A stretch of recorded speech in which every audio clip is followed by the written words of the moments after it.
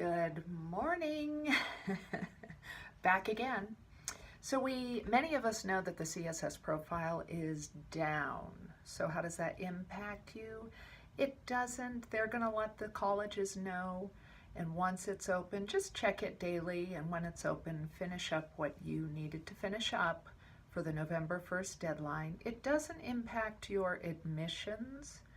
What it impacts is when financial aid can get those numbers out. But I'm sure there were people who got their CSS profile done, which is not required from every school earlier. So they're probably diligently working on those packages, and as soon as your information is in, it will be fine. So keep checking the CSS profile. And I also wanted to speak to juniors. Right now, juniors should be considering which test they feel they're stronger in, the ACT or the SAT.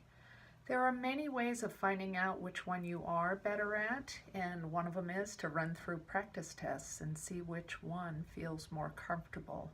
Now, understand those practice tests are helping you see how they frame the questions.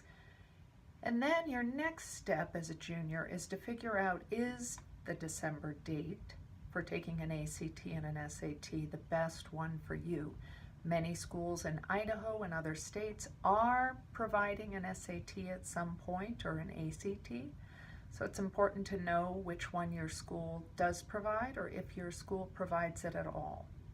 The other thing to take note of, it's really important to know if you potentially qualify for a waiver, because if you do, that helps you out with your applications.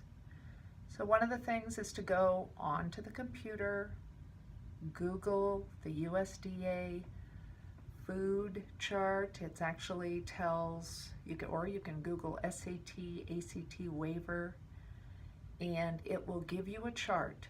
Bring it to your parents. Let your parents look at the chart to see if potentially you qualify for a waiver. If you do, you go to the school, you find out who is in charge of the waivers. Generally, it's out of the school counseling department, but some people have a college person that's all they do is college information.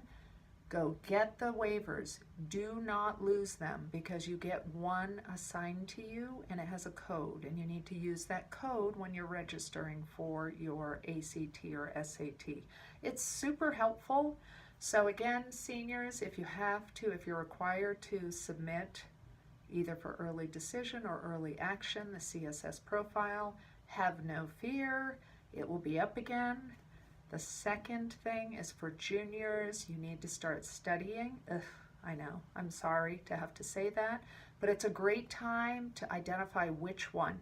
If you need help identifying which test you're better at, the ACT or the SAT, please go to our website, thecoachingeducator.com, and book an appointment. Thank you very much. Have a great day.